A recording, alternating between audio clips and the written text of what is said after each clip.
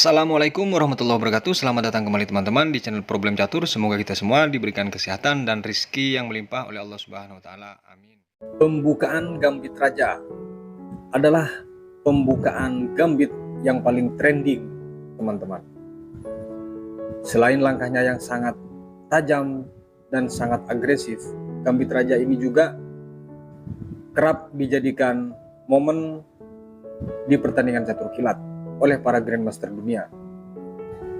Berikut saya rangkum dari beberapa grandmaster dunia yang dimenangkan oleh putih dari permainan gambit raja dari beberapa event turnamen, teman-teman. Partai pertama ini dimainkan oleh Alexander Morozovich megang bawah putih dan hitam dipegang oleh Viswanathan Anand di Moskow pada tahun 1995. Dimulai dari E4, E5, F4 diterima oleh Anand. Gajah C4, kuda F6 dan dibalas dengan kuda C3. Seharusnya jawaban dari putih ini, teman-teman, adalah kuda F3. Namun dari Alexander Morozovich menyimpang. Karena kalau kuda F3 mungkin sudah terbaca jawaban selanjutnya oleh Viswanathan Anand. C6 dibalas, gajah B3. D5, pion kali pion, dan pion kali pion. D4 langsung menahan laju pion untuk tidak didorong, gajah ke B4. Kuda F3, kedua pemain di posisi ini sama-sama rokade, teman-teman. Gajah kali kuda dibalas dengan pion kali gajah, menteri C7 dengan mengancam pion C3, menteri E1. Kuda C6 dilanjutkan dengan menteri K4 dan dibalas dengan kuda ke E7. Gajah kali pion sekaligus mengancam menteri. Menteri kali pion dilanjutkan dengan langkah gajah ke D2 dan di sini menteri kembali ke C7. Dilanjutkan kuda E5 oleh putih. Kuda F5 dengan langsung mengancam menteri F4. Gajah ke-6 dan di sini dibalas dengan langkah gajah ke B4. Benteng ke C8 dan G4. Setelah kuda ini terancam, kuda ke D6. Dilanjutkan dengan langkah benteng ke E1. Persiapan untuk mendobrak karena pertahanan yang sangat kokoh dijaga oleh gajah terang dari hitam itu, teman-teman. Kuda ke-4 menahan laju serangan tersebut. C4. Pion kali pion. Gajah C2 dan kuda F6 kembali. Lajur ini sudah mulai terbuka, teman-teman, pelan-pelan. Dibalas dengan G5. Lagi-lagi kuda ini diancam untuk bergeser meninggalkan F6. Kuda K5 dengan balik mengancam menteri F3.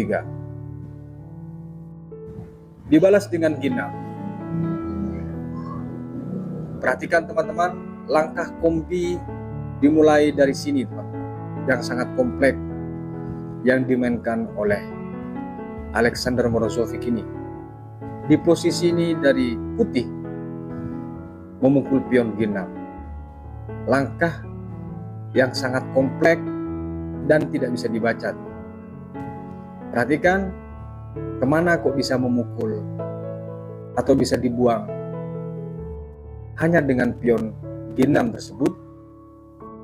Namun ternyata di sini mengandung kombinasi yang sangat kompleks ketika langkah ini dilanjutkan. Kemungkinan pertama di sini, teman-teman, dan yang terbaik di posisi ini dari hitam, memang harus dipukul misalnya dengan pion F. Langkah partai dipukul dengan pion H, teman-teman. Akan datang benteng kalau dipukul dengan pion F kali gajah. Benteng ke-8 untuk menjaga kuda. Tentu di sini diberikan lagi. Dan setelah diterima, maka di sini datang cek. Kalau kuda G7, menteri F6.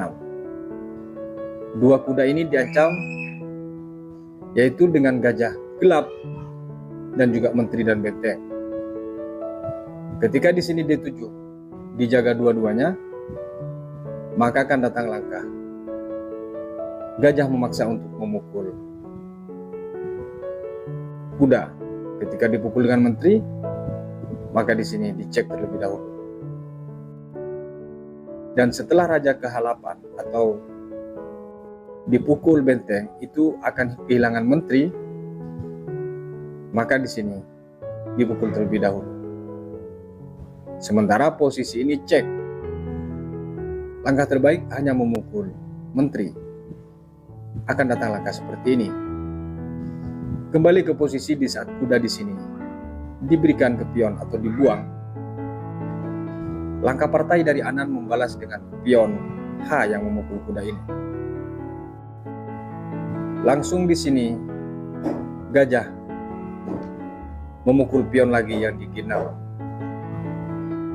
Betul-betul frontal serangan dari Alexander Morozovich nih teman-teman. Dipukul oleh pion, datang di sini benteng kali pion sekaligus mengancam kuda. Menteri F7 dibalas dengan menteri D5. Dengan balik mengancam menteri tersebut. Kuda F5 dan di sini dipukul oleh benteng. Perhatikan teman-teman. Langkah ini sekilas sederhana, namun di posisi inilah dari Viswanathan Anand menyerah teman-teman. Sangat kompleks serangannya dari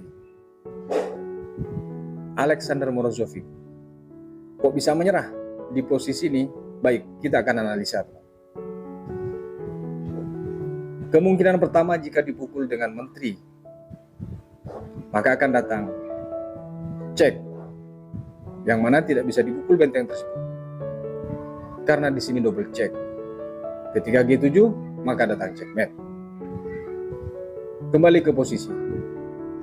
Jika di sini dipukul dengan pion, maka akan datang langkah G6 yang mengharuskan menteri bergeser. Dan setelah dia bergeser, kemanapun menteri ini bergeser, maka akan datang langkah benteng cek, langsung checkmate. Karena menteri sudah bergeser. Itulah kenapa menyerah dari Viswanathan Anand di saat posisi benteng memukul kuda yang di F5. Kita lanjut ke partai berikutnya. Di partai yang kedua nih teman-teman, putih dipegang oleh Boris Spassky dan hitam dipegang oleh Yasir Seirawan. Adalah salah satu pecatur jenius setelah Bobby Fischer dari Amerika. Di Montpellier, kandidat 1985. Dimulai dari E4 oleh Spassky, E5 dan F4. Diterima. Kuda F3, kuda ke E7. Dengan maksud didudukan pion ini ke G6 untuk menjaga pion F4.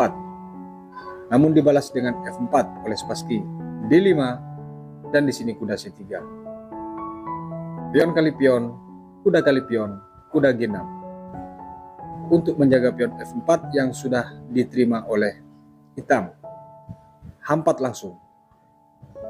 Dibalas dengan menteri E7 dengan mengancam kuda.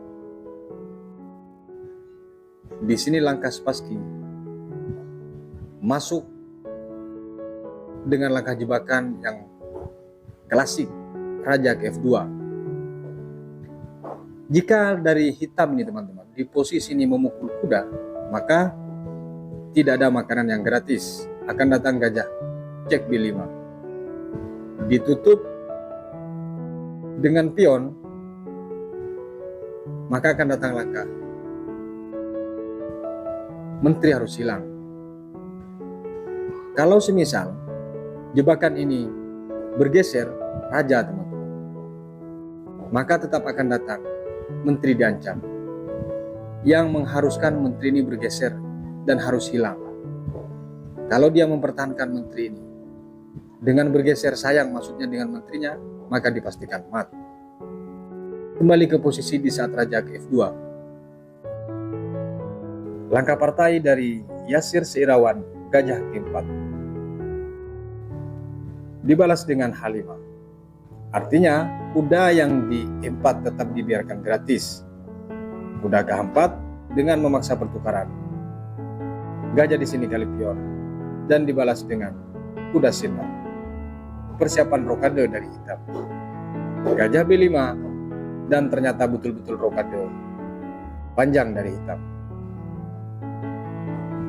Langsung di sini gajah kali kuda, teman-teman. Dibalas dengan langkah pion kali gajah. Menteri di sini ke D3 untuk menjaga kuda. Kuda kali kuda dipukul oleh pion. Dan di sini gajah ke F5 dengan mengepin kuda tersebut. Menteri cek, dibalas dengan B8. Datang langkah kuda C5. Langkah yang sangat akurat tentunya. Namun tidak semudah itu mengalahkan Yasir Seirawan. Gajah C8. Dan di sini menteri kali pion. Benteng di sini kali pion. Sekaligus mengancam 2 kali kuda dengan menteri dan gajah. Di sini benteng ke E1, teman-teman. Membiarkan kuda ini diambil. Dan masalahnya, teman-teman, kalau dia mengambil kuda dari hitam, ternyata juga ada unsur jebakan dari Spassky ini. Akan datang gajah checkmate. Jika misalnya di posisi benteng di sini mengancam menteri ke D8, maka akan datang benteng yang mengancam. Masuk ke fase serba salah. Ketika D6, maka di sini checkmate juga, teman-teman.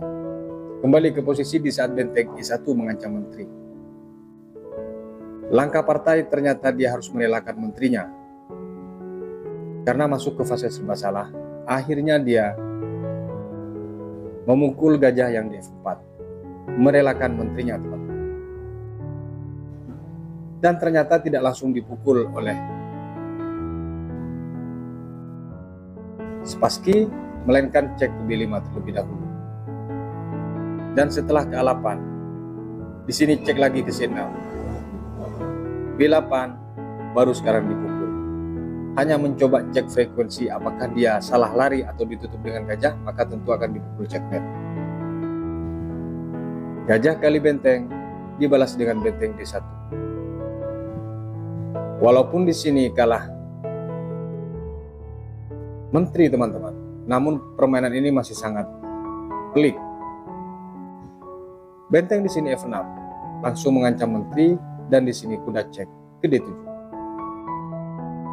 Dibalas dengan gajah kali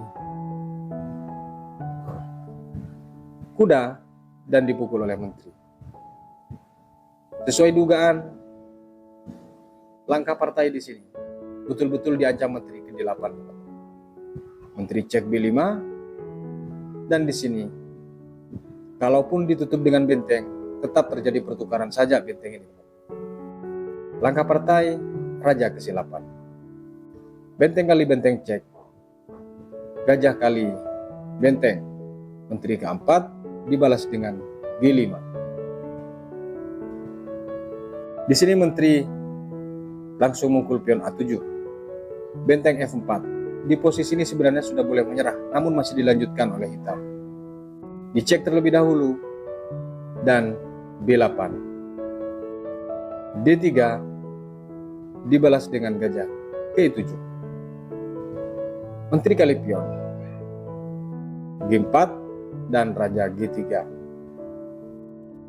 Perhatikan, teman-teman, raja G3 ini akhirnya dari hitam menyerah. Kenapa? Karena diancam oleh raja. Salah satu harus jatuh, apakah pion atau benteng. Jika di sini gajah D6, maka akan dipukul pion tersebut. Dan hitam tidak bisa dengan menggeser benteng tersebut mendapatkan menteri karena terhalang oleh jalur pionnya sendiri. Kalau dia ke B4 misalnya, cukup ke H4. Kalau di sini pukul pion, maka di sini akan datang cek, dan seterusnya. Intinya promosi pion dari putih yang sangat dekat di lajur H ini teman-teman. Makanya di posisi Raja G3 dari Yasir Seirawan langsung merupakan raja. Kita lanjut ke partai berikutnya. Di partai yang ketiga nih teman-teman, putih dipegang oleh Alexi Dimitri dan hitam dipegang oleh Sultan Gimisi di Chess Championship 2001. Dimulai dari E4, E5, F4, pion kali pion, kuda F3, D6 dibalas dengan D4, G5, H4, G4, dan di sini kuda ke G1 kembali teman-teman. Putih belum siap untuk mengorbankan kudanya. F5 dibalas dengan kuda C3. Langkah agresif ini malah di pihak hitam untuk di posisi ini teman-teman. Disusul dengan kuda F6 oleh hitam. Gajah di sini langsung mengambil pion F4 dan dibalas dengan pion kali pion D5. Gajah G7. Gajah C4 dibalas dengan kuda ke D7. H5 dan di sini hitam langsung rokade teman-teman. Menganggap bahwa posisi rokade ke arah sayap raja tersebut adalah aman. H6 dibalas oleh putih. Langkah partai di sini teman-teman, dari hitam tidak menggeser gajah, melainkan kuda G8. Bagaimana kalau gajah ini ke H8 di saat dia pion? Akan datang kuda G2. Menteri E7, Menteri D2. Kuda K5 akan datang dipukul oleh gajah. Dipukul oleh Menteri F4. Ketika dipukul, maka akan datang kuda. Gajah F5, di sini kuda K6. Dan ketika dipukul, di sini hanya bermain imbang, hanya posisi dari putih lebih sedikit menguntungkan teman-teman. Kembali ke posisi di saat H6. Langkah partai dari hitam, kuda K8. Kuda K2 dibalas dengan gajah. Cek dengan memukul kuda. Dipukul oleh pion, kuda K5. Gajah B3 dibalas dengan kuda G6. Lagi-lagi mengancam gajah yang di F4 dan menteri ke D2. A5, persiapan untuk mendobrak dari sayap menteri agar tidak rokade ke arah sayap menteri dari hitam.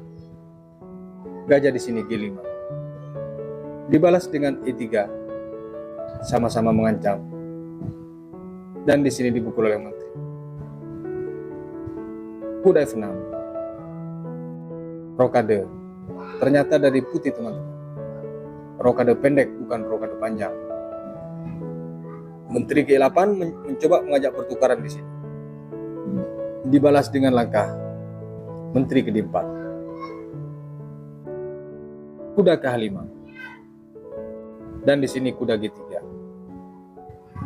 Memberikan begitu saja tentunya. Namun dengan maksud mendobrak dari langkah ini teman-teman. Dari hitam dia tidak mengambil kuda karena konsekuensi akan didului serangan ketika mengambil kuda. Hitam menjawab dengan benteng kali benteng. Cek, dipukul oleh benteng, kuda K5. Dibalas dengan kuda di sini kali kuda dan menteri kali kuda. Perhatikan teman-teman. Di posisi ini satu langkah dari hitam menyerah. Kok bisa menyerah? Coba perhatikan teman-teman. Pukulan atau langkah dari Grandmaster ini memang kadang di luar dugaan atau di luar nalar pemain catur pada umumnya. Apalagi levelnya istilahnya di bawah 2000. Tentu ini tidak masuk akal kalau ini satu langkah menyerah. Oke, setelah teman-teman skip dan sama ternyata jawabannya, maka teman-teman selevel dengan Grandmaster tersebut. Langkah yang membuat menyerah dari hitam adalah menteri memukul kuda, teman-teman. Di sini langsung menyerah. Kenapa dia menyerah di posisi ini? Pertama, dia karena harus ketinggalan satu perwira kalaupun langkah atau permainan ini dilanjutkan. Kalau ternyata dipukul, maka akan datang cek dengan didorong pion. Hanya boleh bergeser. Kalaupun dilindungi dengan menteri, itu percuma. Gajah misalnya menutup, tetap akan dipukul. Menteri misalnya tetap akan dipukul. Semuanya hilang. Kalau dia kehalapan, maka dia datang checkmate. Kembali ke posisi di saat E5 kenapa menyerah dari hitam. Kalau di sini F7, misalnya jawaban dari hitam karena takut langkah checkmate menteri ke G7, maka di sini akan dipukul. Kalau setelah dia menterinya hilang, dia memukul menteri juga, maka akan datang cek gajah G7. Kalau kehalapan, misalnya jawabannya untuk menghindari checkmate, maka akan datang gajah F6. Persiapan untuk checkmate. Kalaupun di sini mencoba mencegah langkah laju daripada gajah cek, akan datang D6 terlebih dahulu. Dan setelah dipukul oleh benteng untuk mengantisipasi langkah cek dibuka benteng ini, tetap akan didorong benteng G8. Di sini terjadi double check dan mat, teman-teman. Makanya di posisi menteri memukul kuda, dari hitam menyerah, teman-teman. Kita lanjut ke partai berikutnya. Di partai yang keempat nih, teman-teman, putih dipegang oleh Emmanuel Bosbom dan hitam dipegang oleh Eric Stetsman di Ramsgate Championship 1984. Dimulai dari E4, E5, F4, diterima dan kuda F3, G5, H4, G4. Kuda G5 di sini dengan varian yang sangat unik di sini, teman-teman. Yang mana kuda ini ketika dia tidak siap dikorbankan menjadi hancur berantakan posisi putih dari varian ini. H6 dibalas dan di sini betul-betul dikorbankan, memukul pion F7, dipukul oleh raja, kuda C3. D5 bertujuan untuk melindungi pion yang di G4, maksud daripada langkah hitam ini. D4 dibalas dengan F3 dan di sini kuda kali pion. Kuda F6 dibalas dengan kuda kali kuda. F2 cek. Raja kali pion dan di sini menteri langsung memukul kuda sekaligus cek. D3. Sekilas langkah dari raja ini terdesak. Kuda C6 dengan maksud mengancam pion D4. Dibalas dengan gajah cek. E8 karena takut kena menteri. E5 setelah diancam terlebih dahulu, akhirnya menteri ke D8. Menteri D3 mengabaikan langkah buang peraduan pion ini, teman-teman. Namun tahu konsekuensi dari dengan memukul pion D4 akan datang checkmate dengan langkah menteri nanti cek ke D6, maka tidak jadi dilakukan oleh hitam. Misal dari sini hitam memaksa memukul atau mengajak pertukaran, maka di sini kemungkinan langkah bisa checkmate. Kalaupun tidak checkmate, harus ketinggalan perwira. Langkah terbaik dia hanya bisa bergeser dan akan dicek. Ditutup, akan datang cek kembali. Terpaksa dia pergi, maka akan datang cek berikutnya. Dan setelah dia bergeser lagi, maka di sini datang cek lagi, teman-teman. Menjadi hancur berantakan. Kalaupun dia bisa bergeser, maka di sini kemungkinannya mutlak kalah dari hitam. Akan datang langkah lanjutan dengan didorong pion dan seterusnya, teman-teman. Kembali ke posisi di saat menteri di sini D3. Langkah partai untuk mengantisipasi hitam akhirnya menjawab menteri ke E7. Dicek di sini G6, bergeser ke D8. Benteng di sini ke F1 untuk mengancam menteri. Menteri di sini diadu terlebih dahulu. Dan di sini menteri ke4. Dibalas dengan kuda ke E7. H5 dilanjutkan dengan langkah ke E8 kembali. Gajah ke E3. Menteri ke H7 mengajak pertukaran lagi-lagi di sini. Dan ini bersifat memaksa sebenarnya, teman-teman. Karena menteri dari putih ini tidak bisa menghindar. Namun ada celah langkah yang memang tidak terjadi pertukaran.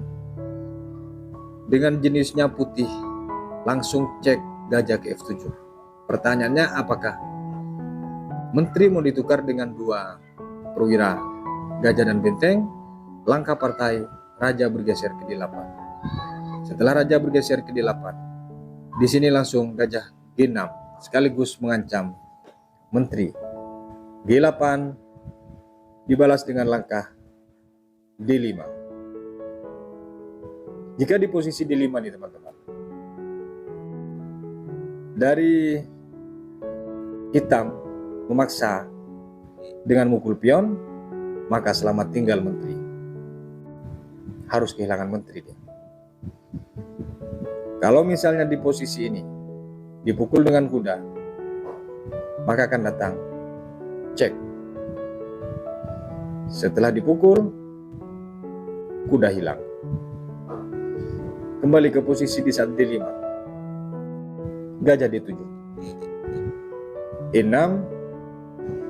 Kuda di sini kali gajah. Dipukul oleh pion. Gajah ke8. F7 langsung. Tidak memberikan ruang gerak di sini untuk perwira hitam. Diterima dan dipukul oleh pion E. Sekaligus mengancam menteri. Dan menteri di sini dipaksa lari ke G7. Namun tahu dia bahwa masih ada celah untuk menteri ini tidak mat atau menteri ini tidak hilang. Akhirnya dari hitam cek terlebih dahulu dengan gajah D6. Raja bergeser dengan memukul pion. Menteri bergeser ke F8. Gajah D4, C5. Gajah di sini cek. Dibalas dengan raja C7 dan menteri ke6. Sedangkan benteng dari hitam tidak bisa dibela, tetap harus jatuh. H5 cek, raja H3, menteri H6 dibalas dengan benteng ke F1. Dilanjutkan dengan langkah benteng ke C8. G7, promosi tidak bisa dihindari, teman-teman. Menteri ke H7. Gajah ke E5 memaksa pertukaran. Diterima. Dipukul cek B6. Di posisi ini dari hitam. Satu langkah menyerah, teman-teman. Di mana menyerahnya adalah promosi menteri. Di posisi ini menyerah, teman. Kalau dipukul, maka akan datang benteng di sini kali. Benteng dipukul, promosi menteri lagi. Makanya di posisi promosi yang pertama dari hitam langsung merupakan raja, teman. Kita lanjut ke partai berikutnya. Di partai yang kelima nih, teman-teman, putih dipegang oleh Vladimir Malaniuk dan hitam dipegang oleh Jordan Saratovic pada tahun 1989, dimulai dari F4, E5, E4. Diterima kuda F3, D6, D4, G5, gajah langsung C4, H6, dan di sini Dari putih langsung rokade. Gajah G7 H4. Dibalas dengan kuda C6. C3 menteri G7. B4 membiarkan pion itu yang di E4 diambil dengan konsekuensi harus kehilangan menteri kalau dia makan. Gajah di sini G4. B5. Dibalas dengan kuda ke-8 dan gajah K3. Dilanjutkan gajah K6. Mengajak pertukaran di sini. Kuda ke-2. G4. Kuda ke H2. Dibalas dengan langkah menteri kali pion, sekaligus menjaga pion yang di G4 dari hitam. Gajah langsung kali gajah, dipukul oleh pion, kuda kali pion. H5 dan di sini kuda ke F2 teman-teman. Dilanjutkan dengan E5, kuda F3 dengan mengancam menteri dan menteri ke F6. Menteri ke-4 dengan maksud didorong pion akan cek teman-teman.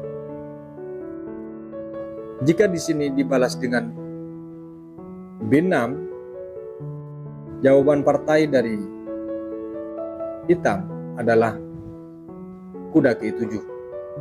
Misal dijawab dengan B6 teman-teman, maka akan datang langkah pion kali pion mengancam menteri.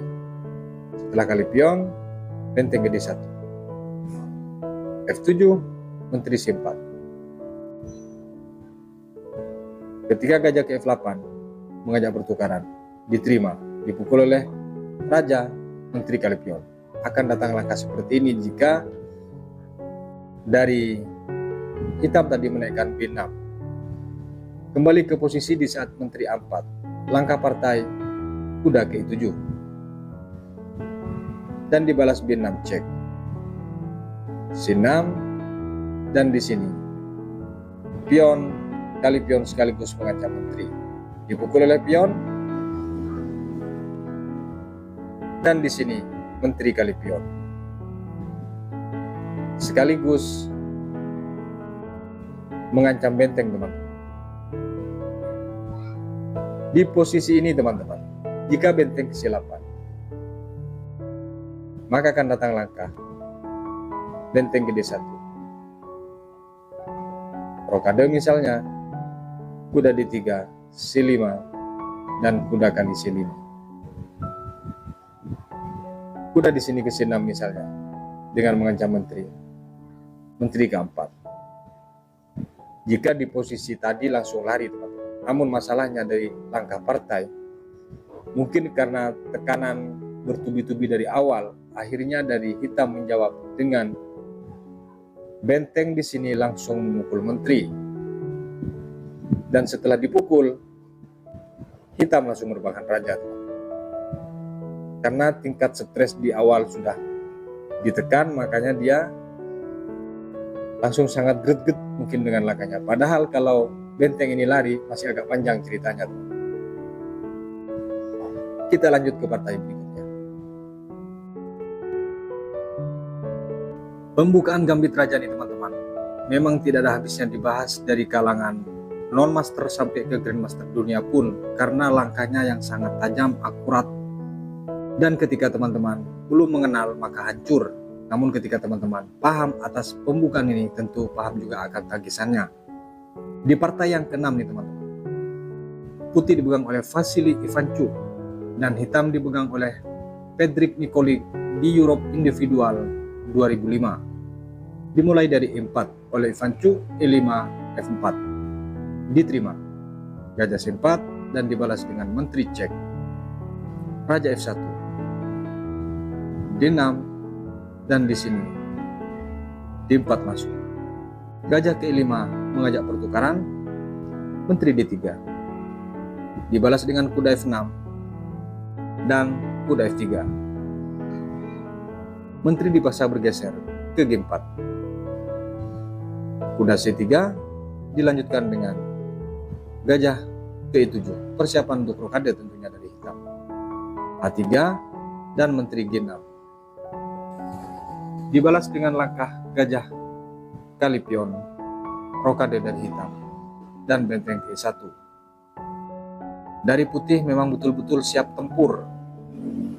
Rajanya di sini teman-teman, sengaja membiarkan untuk tidak rokade. Kuda di sini K5 mengancam gajah gelap dari hitam dan gajah K2. Kuda cek, dipukul oleh gajah. Menteri kali gajah dan kuda K2. Dibalas dengan menteri ke G6 lagi, kuda F4 dan menteri K6. Dilanjutkan dengan G3. Dan di sini kuda ke D7. Serangan dari putih ini teman-teman betul-betul full power, dari semua perwiranya aktif untuk menuju titik sasaran, yaitu raja yang di sayap raja ini. Raja di sini bergeser ke G2, kuda ke B6 mengancam gajah terang. Gajah kali gajah dibalas pion kali gajah, benteng F1. Dilanjutkan dengan C5 dan di sini D5. Benteng di sini ditukar dengan kuda oleh hitam. Dipukul oleh pion, menteri mengambil pion. Karena di sini dari hitam tidak mau kalah set masuknya teman-teman. Dia juga akan menaikkan gajah tentunya ke H4 nantinya setelah kuda ini bergeser. Tapi di sini dari putih mengambil pion E6 terlebih dahulu.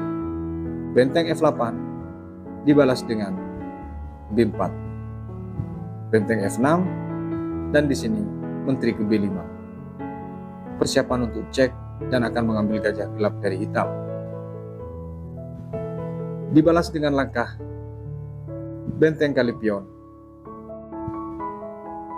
Pion kali pion mengancam kuda. Gajah di sini langsung masuk untuk tujuan cek teman-teman. Dan di sini dari putih dengan santai mengambil gajah gelap hitam. Dipukul oleh menteri ke B3 sekaligus mengepin benteng di sini. Di sini masih ditutup dengan pion teman-teman. Namun ini memang solusi terbaik dari hitam daripada dia harus memundurkan menteri, melemahkan serangannya. Namun di sisi lain, langkah memang yang sudah terbaca oleh putih teman-teman, menjadi mutlak kekalahan hitam. Putih dengan santai mengambil kuda yang di B6, dan di posisi ini dari hitam langsung menyerah teman-teman. Walaupun sekilas ada peluang menyerang dari hitam, namun tetap tidak bisa tembus. Semisal di sini benteng G6, maka akan datang langkah raja H2. Menteri tidak bisa memaksakan untuk cek. Kalau di sini H6, karena ada peluang checkmate, maka akan datang pion kali pion persiapan promosi. Benteng K6 menjadi tambah parah teman-teman. Kemungkinan yang kedua, di posisi ini kenapa menyerang?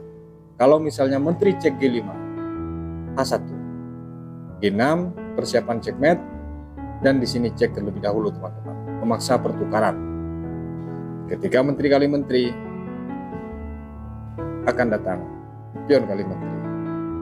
Dipasangkan H6 pun takut ada ancaman checkmate, maka di sini cek terlebih dahulu.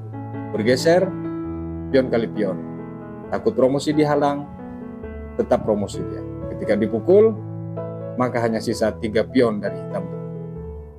Kita lanjut ke partai berikutnya. Dan partai yang ketujuh nih teman-teman, termasuk permainan yang sangat cepat kekalahan dari hitam karena salah penanganan atau salah mengantisipasi langkah serangan brutal dari Gambit Raja ini teman-teman. Dan partai ini terjadi pada tahun 2004 di Kapili Grand Championship. Putih dipegang oleh Alexei Pridorov dan hitam dipegang oleh Oliver Payot. Dimulai dari 4, E5, F4. diterima. Gajah di sini C4. Kuda F6 dibalas dengan kuda C3. C6, E5, D5. Langkah yang sangat menyimpang dari teori, teman-teman. Diancam, dia balik mengancam. Baru ini di langkah kelima, teman-teman. Gajah kembali ke E2 dengan ancaman tetap kuda, yaitu yang di F6. Kuda masuk ke E4. Kuda F3, dan di sini gajah C5. Maksud hati dia memblok langkah rokade dari putih, sekaligus ada ancaman cek. Atau dia akan mengambil menteri karena kuda menuju F2, teman-teman. Langsung ditutup dengan D4 oleh putih dan gajah ke D4. Gajah ke D2 dibalas dengan menteri ke A5. Kuda di sini kali kuda mengajak pertukaran dari putih. Akhirnya dipukul dengan pion kuda tersebut. Dibalas dengan kuda G5. Dan di sini E3. Mungkin sekilas di sini, teman-teman, dari hitam dengan PD bahwa tekanan ini susah untuk dibendung. Dipukul gajah dan dipukul cek C3. Setelah C3 nih, teman-teman, ternyata dari menteri lari ke E7. Dia tidak berani mengambil pion yang di B2. H4 dibalas dengan gajah F5. Gajah di sini ke C4 dengan tujuan F7 dan gajah G6. Menteri di sini G4 dibalas dengan H6. Dilanjutkan dengan gajah cek. Dibalas dengan langkah gajah kali gajah. Sekilas di sini tidak ada yang salah, teman-teman. Menteri C8 cek. Disinilah kesalahan baru ketahuan, teman-teman. Akhirnya di sini menteri dipaksa untuk menutup karena tidak ada pelarian raja dan tidak bisa ditutup kecuali dengan menteri. D8 dan di sini dipukul cek. D8 dan di sini langsung dua perwira sekaligus dipukul cek dan akhirnya di posisi ini menyerah. Karena kemanapun raja, benteng ini harus habis. Artinya 2 melawan 3 perwira, yang mana dia harus ketinggalan benteng penuh. Makanya menyerah langsung dari hitam. Kita lanjut ke partai berikutnya. Di partai yang ke-8 ini, teman-teman, putih dipegang oleh Alexei Dimitri dan hitam dipegang oleh Artur Yusupov di Euro Championship 1999. Dan ini masuk ke perempat final, teman-teman, di putaran pertama. Dimulai dari E4 oleh putih dan E5, F4, D5. Gambit raja tandingan. Dengan menolak memakan pion F4, dia menaikkan pion D5, teman. Langkah partai di sini dari putih, kalau secara teori, teman-teman, di posisi ini sebaiknya memang putih menjawab D3. Namun di sini, di posisi ini dari putih dengan berani memukul pion yang di D5. Dan dibalas pion kali pion di F4, kuda F3, kuda F6, gajah C4, dibalas dengan kuda kali pion. Dan di sini, gajah langsung memukul kuda. Menteri di sini mukul gajah, kuda C3. Menteri D8 kembali, D4. Dengan ancaman pion F4, gajah ke D6. Menteri cek, dibalas dengan menteri E7. Diterima langsung tawaran itu, baru di langkah ke-9 terjadi pertukaran menteri. Dipukul oleh raja, dan di sini dipukul, teman-teman. Kok berani? Mungkin itu, teman-teman. Karena sudah dengan hitungan yang matang tentu dari putih. Diterima tawaran itu, dicek langsung. Bergeser ke F8, langkah yang cukup blunder sebenarnya dari hitam ini.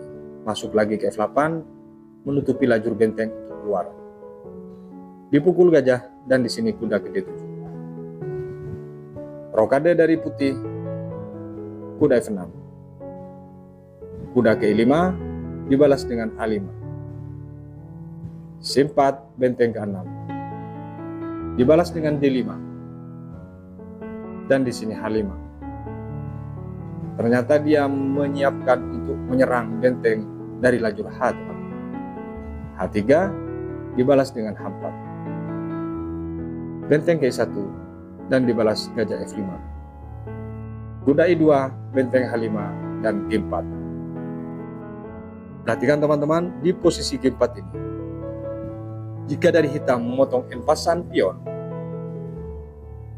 maka akan terjadi langkah seperti ini dengan dipukul oleh kuda.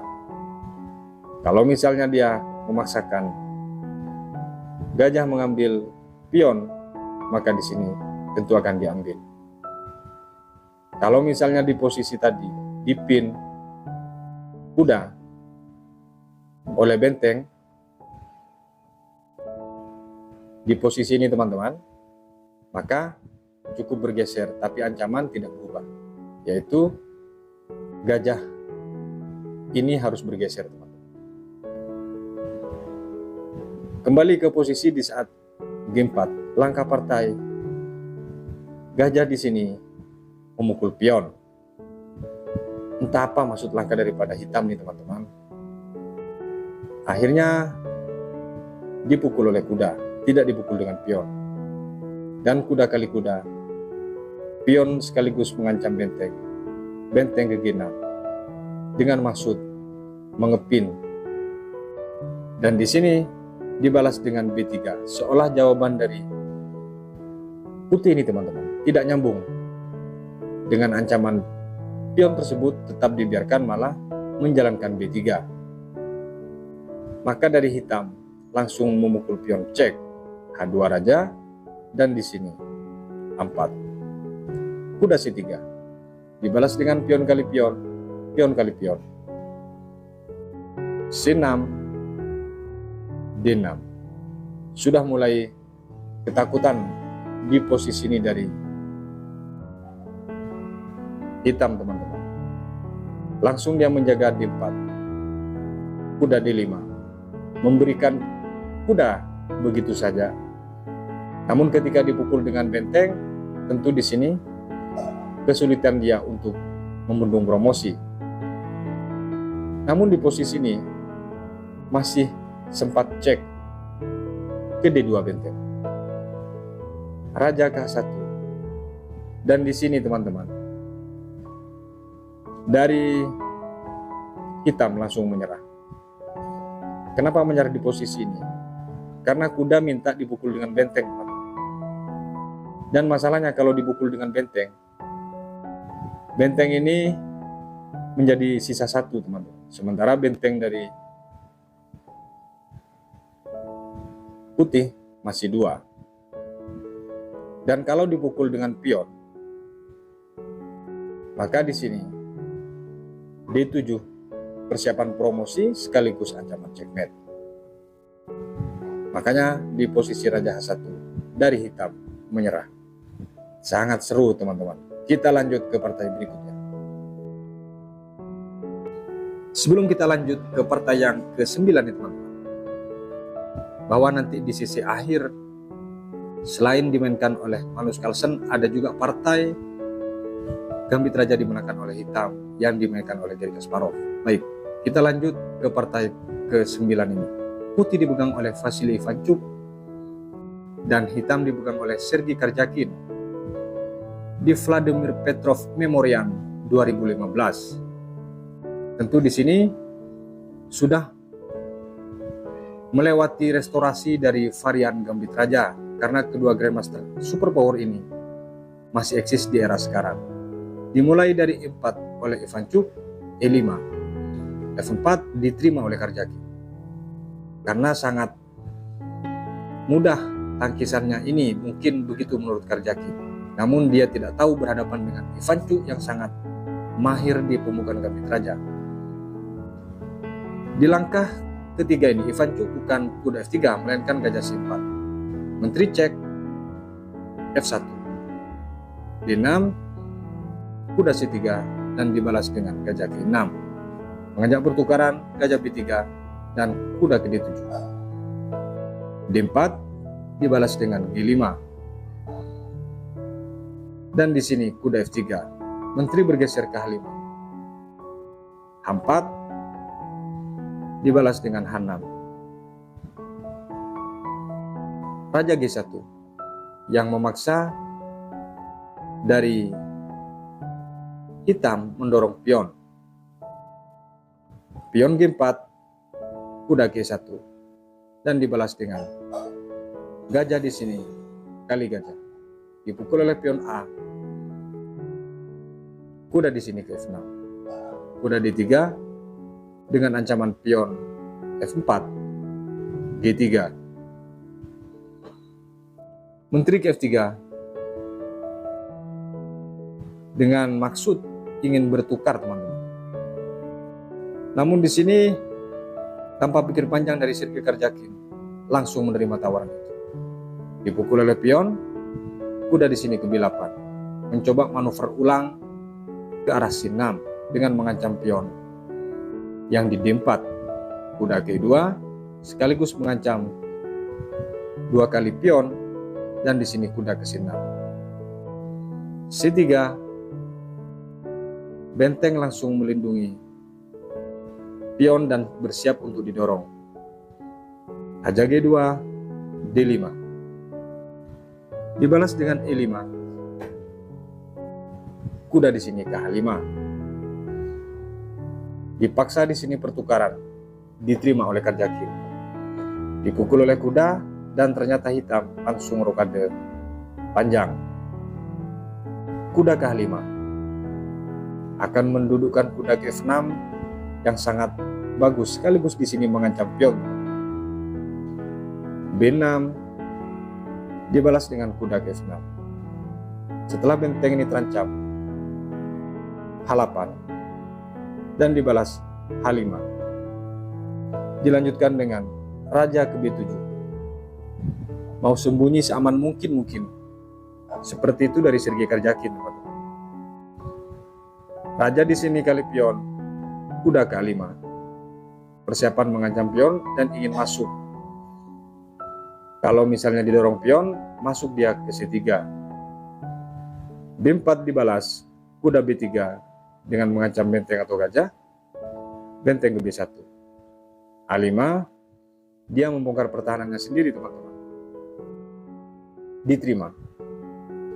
Dipukul oleh pion, gajah ke E3 dan raja ke C6.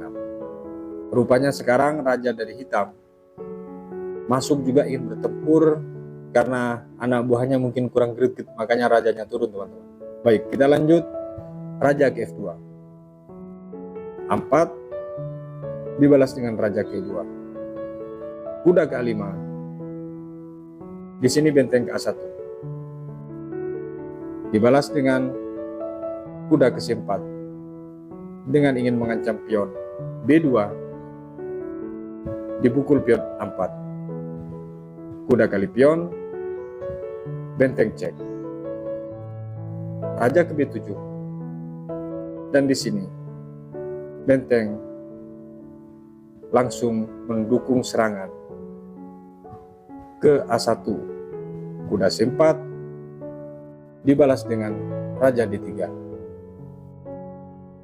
Kuda ke B6 menghalangi langkah laju serangan dari putih. Gajah ke F4, benteng C8, dan kuda G4.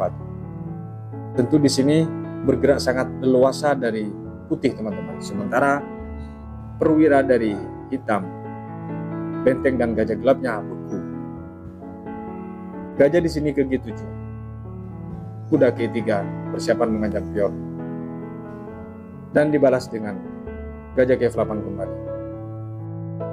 Benteng cek C6. Tentu ini juga merupakan langkah paksa, teman-teman. Benteng di sini langsung mengupin kuda dan dibalas dengan raja ke B5. Perhatikan teman-teman, di posisi ini langsung ada kombi kecil dari Vasily Ivanchuk dengan memukul pion D5. Jika diterima teman-teman, maka datang cek dan satu setengah ke B4. Maka di sini datang langkah gajah cek ke D2. Boleh ditutup dengan kuda teman-teman, namun tetap akan dipukul. Dan ketika dia ke B3, benteng K1 persiapan checkmate. Kalau kuda di sini cek, maka akan dipukul. Setelah dipukul oleh gajah atau pakai raja, maka checkmate di sini teman-teman. Kembali ke posisi di saat kuda kali pion, langkah partai dari Karjakin, benteng ke G8. Simpat cek, diterima oleh kuda. Satu langkah dari ini menyerah dari hitam teman-teman. Dengan cek kuda ke C3, Karjakin langsung menyerah. Kok bisa menyerah?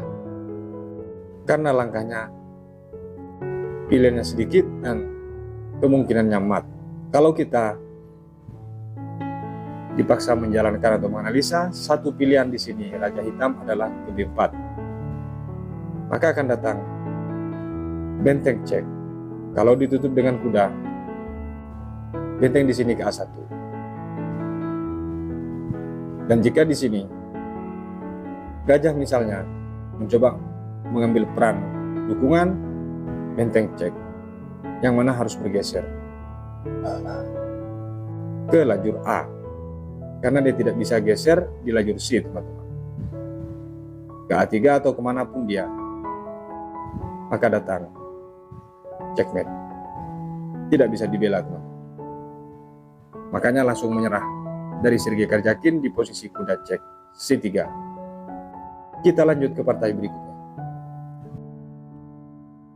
Di partai yang ke-10 nih teman-teman, dari pembukaan gambit raja, kali ini dimainkan oleh sang raja catur dunia di abad ini, yaitu Magnus Carlsen memegang buah putih dan Wang Yu memegang buah hitam di Kings Tournament 2010. Dimulai dari E4, E5, F4 dimainkan oleh Carlsen. D5, gambit raja tandingan, gambit raja yang ditolak, atau counter gambit raja teman-teman. Di sini Carlsen memilih dengan pion kali pion, pion kali pion, kuda F3, kuda F6, dan gajah C4. Kuda kali pion, rokade dari Carlsen. Gajah ke E7, persiapan untuk rokade, dipukul terlebih dahulu. Setelah menteri kali gajah, kuda C3. Menteri ke D8, D4, dan dibalas dengan rokade oleh hitam. Secara teori, dari hitam sudah benar merelakan pion F4, karena memang bukan haknya teman-teman. Dipukul oleh Carlsen, gajah F5, dan dibalas dengan menteri ke E2. Gajah ke D6, mengajak pertukaran, diterima. Dipukul oleh menteri, dan di sini kuda ke B5. Setelah menteri diancam, ke D8 lagi. C4, A6. Kuda C3 kembali, kuda D7.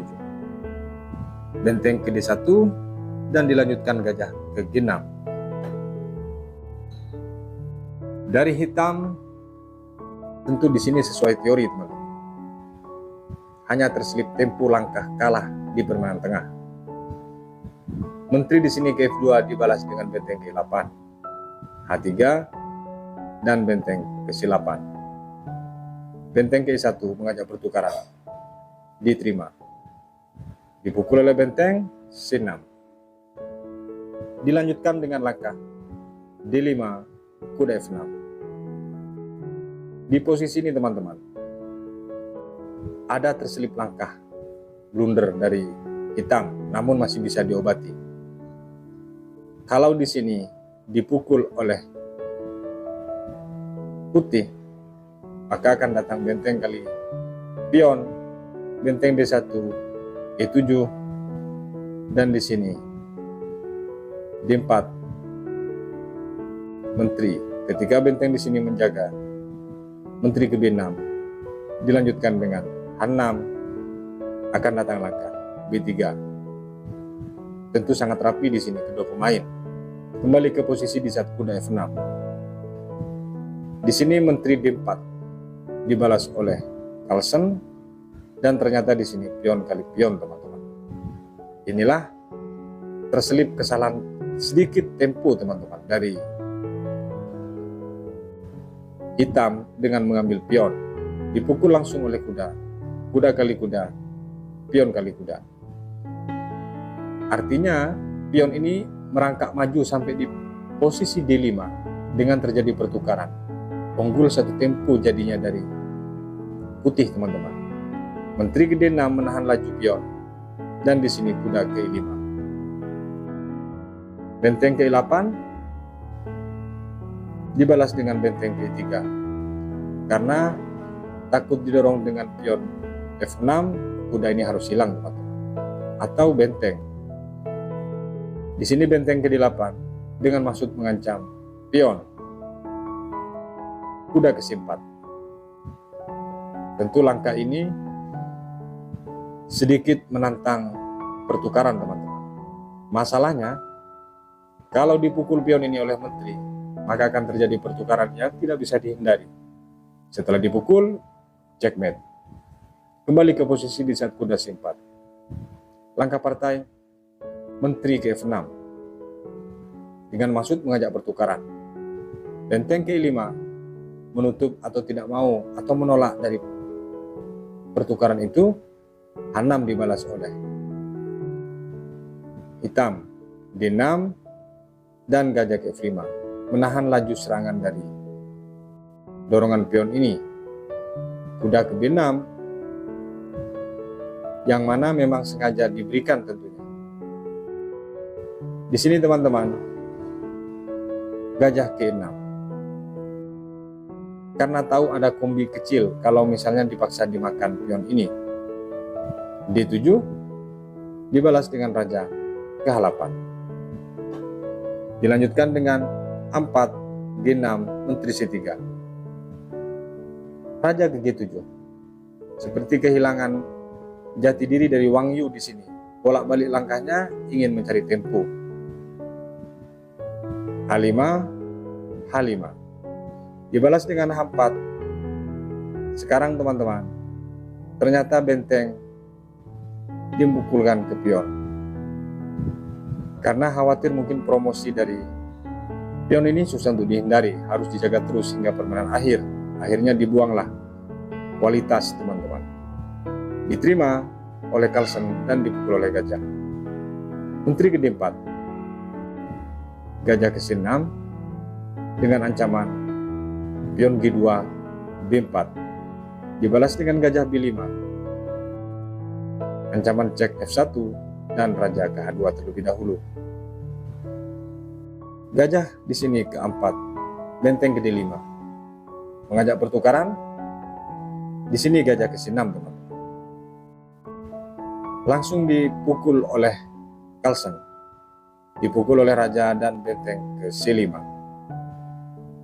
E6 masih mencoba mengimbangi karena di sini dari hitam unggul satu pion, walaupun di sini kalah kualitas, teman-teman. Raja G3, F6. Raja F2 dibalas dengan gajah ke D5. Dan G3. Pion yang di G maupun yang di H ini, teman-teman, dari putih sudah aman dari ancaman gajah. Tinggal sekarang bagaimana memainkan tempo. G5 dibalas G4. Tempo yang tidak terbaca oleh Wang Yu, teman-teman. Apa maksudnya pion ini? Saya ajak pertukaran kok malah memberikan pion lagi. Masalahnya, teman-teman, Ini tempo yang tidak terbaca oleh kita di permainan Magnus Carlsen sang raja catur ini. Kalau di sini posisi pion kali pion yang ini, tentu di sini H5 dan itu langkah partai, teman-teman. Pertanyaannya, kalau di sini pion yang di G mengukul pion H, maka sama kasusnya, teman-teman. Ini promosi menteri yang susah untuk dibendung. Kembali ke posisi partai di saat G4. Langkah partai dari Wang Yu mengambil pion dengan pion H kali pion G, teman-teman. Langsung H5. Gajah G4 untuk menahan laju dorongan pion. Di sini benteng C7. Persiapan untuk menjaga tentunya. F5 dan H6. F4, H7. Tetap didorong, teman-teman. Dan ini masih sempat cek dengan pion dorong ke G3 cek. Kalau di sini salah mengantisipasi, kemungkinan remis tinggi, teman-teman. Atau mungkin bahkan bisa kalah dari putih, karena pion ini sudah dekat juga untuk promosi, teman-teman. Raja Ke1 tidak memberikan celah untuk masuk lagi pion. Di sini F3. Langsung promosi menteri. Dan inilah langkah yang sangat pelik, teman-teman. Sementara di sini dari hitam mengabaikan langkah itu dengan langsung mendorong pion F2 cek. Komentar dari para Grandmaster termasuk sekondan dari Magnus Carlsen, hampir ini tidak bisa dibendung, teman-teman. Dibalas dengan Raja G2. Dan di sini gajah cek ke D3. Tentu dengan diceknya ini, kalau dipukul kena cek, kalau menghindar promosi menteri tidak bisa dihindari, teman-teman.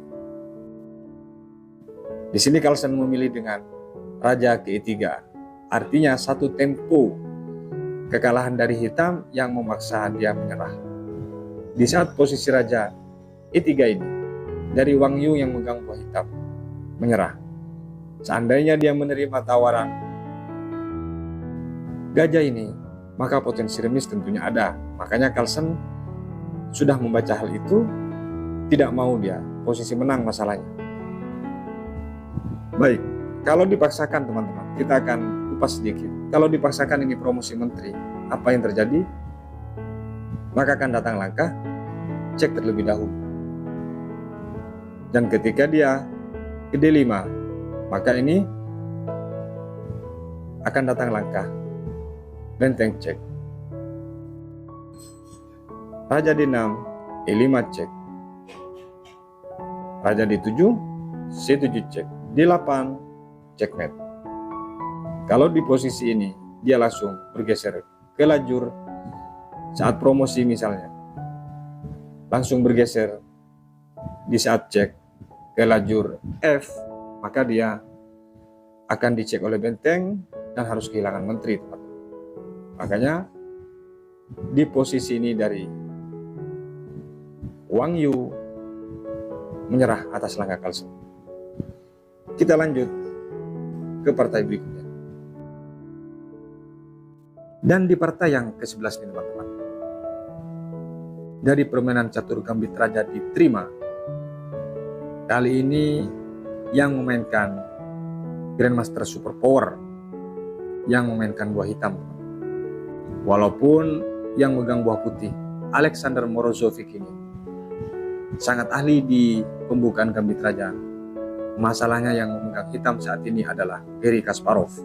Partai ini terjadi di Paris Championship pada tahun 1995. Dimulai dari E4, E5, F4 diterima oleh Garry Kasparov. Kuda F3 dibalas dengan D6 dengan jawaban sederhana dari Garry Kasparov. D4, G5 dibalas dengan H4. G4, kuda di sini G5, teman. yang akan disusul dengan gajah ke C4 tentunya. Dengan langkah santai, langsung mengancam kuda. Di sini betul-betul dibuang oleh Alexander Morozovich kuda ke pion F7. Dan langsung diterima, gurih sekali, mungkin seperti itu pikirannya dari Garry Kasparov, teman-teman. Karena ini bukan kaleng-kaleng, ini Grandmaster Superpower yang dilawan, main buang-buang, teman-teman. Dibalas dengan gajah memukul pion F4 dan gajah G7. Dan gajah cek ke C4. Di sini raja bergeser ke E8 kembali. Rokade dari putih, kuda C6. Gajah ke-3, menteri di sini kali pion. Dan benteng langsung masuk ke F7, teman-teman. Tentunya benteng ini mengancam gajah dan sekaligus ada ancaman menteri nanti akan masuk menyusul. Benteng H7 dibalas oleh Garry Kasparov. E5 betul-betul ingin membongkar pertahanan dari hitam. Kuda di sini ke A5 dan gajah ke D3 langsung mengancam benteng. Raja kali benteng, dan di sini menteri cek ke F1 dibalas dengan raja ke E7, dan di sini gajah kali benteng, gajah ke-6 dengan pengembangan benteng yang di A8 tentunya, dan kuda ke D2. Sudah mulai terasa di sini bahwa gagal ini seranganku, hancur ini partaiku, mungkin seperti itu di langkah ini dari Alexander Morozovich, teman-teman. Benteng F8 yang memaksa menteri harus bergeser dari lajur F. Namun di sini masih memukul cek pion kali pion yang di D6, dipukul oleh pion dan menteri ke-2. Dibalas di posisi ini, teman-teman, dengan raja ke D8 oleh Garry Kasparov. Memang sekilas kalau didorong D3 selesai cerita, belum, teman-teman. Kalau dia dorong G3, maka datang kuda F3. Kalaupun dipukul di sini, pion yang akan mukul. Artinya tetap akan terjaga petak H2 ini oleh menteri, teman-teman. Kalaupun di sini kuda ke F6 dengan mengancam gajah, gajah ke F5, dicek dipaksa pun hanya terjadi pertukaran. Tapi di sini di sisi lain dari hitam unggul 2 perwira, teman-teman. Kembali ke posisi di saat menteri E2, memang sekilas di sini mutlak kemenangan untuk hitam, teman-teman. Tapi tidak semudah itu, karena dari Alexander Morozovich memang sangat ahli di permainan ini, teman-teman. Langkah partai dari Garry Kasparov menggeser raja ke D8. Artinya dari Garry Kasparov betul-betul ingin bermain aman. Dan di sini C3 dibalas. Kuda ke E7. Benteng ke E1. Persiapan ingin mengambil gajah. Terang dari hitam. Gajah C4. Di saat gajah C4 ini, teman-teman, jika di sini menteri bergeser, langkah partai di sini, teman-teman, adalah gajah ke F2, sama-sama mengancam menteri. Ketika di sini dipukul dengan kuda, teman-teman, maka akan didorong pion. Ini langkah pelik. Kalau dipukul dengan kuda, teman-teman, ini akan datang dorongan pion yang tidak bisa dibendung, checkmate.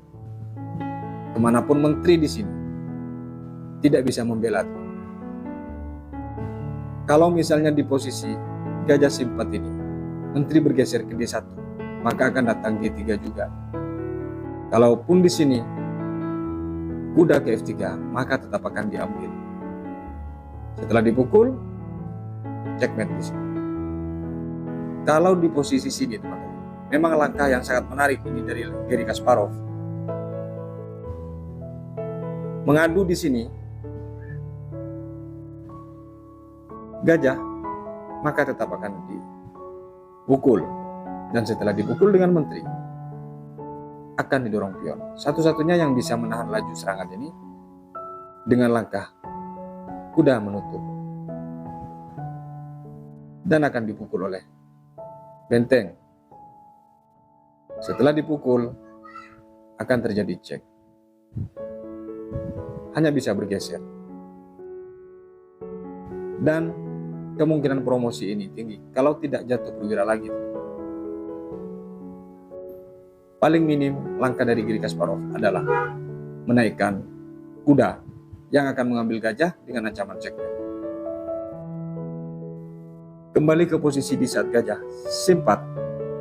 Langkah partai di sini dari Alexander Morozovich yang megang bawah putih. Dia balik mengancam dengan gajah ke F2. Langsung dipukul oleh benteng. Di sini baru sadar. Ternyata memang ditunggu peraduan tersebut, teman-teman. Dipukul oleh menteri. Satu langkah dari sini menyerah. Kenapa dia menyerah? Hanya dengan sekedar langkah. Pion dorong G3. Seorang ahli gambit, Alexander Morozovich, langsung merebahkan raja. Tidak perlu dianalisa nih, teman. Karena kemanapun dia harus kehilangan menteri, pertanyaannya atau raja. Kalau dia mengorbankan menteri masih panjang, namun masih babak belur permainan kalau dilanjutkan. Kalau dia menyelamatkan menteri, ancamannya adalah checkmate. Makanya Alexander Morozovich langsung merupakan raja dari pembukaan gambit raja yang diterima atas langkah G3 dari Garry Kasparov. Semoga menjadi inspirasi untuk teman-teman Insan Catur Indonesia. Sampai berjumpa di video berikutnya. Wassalamualaikum warahmatullahi wabarakatuh.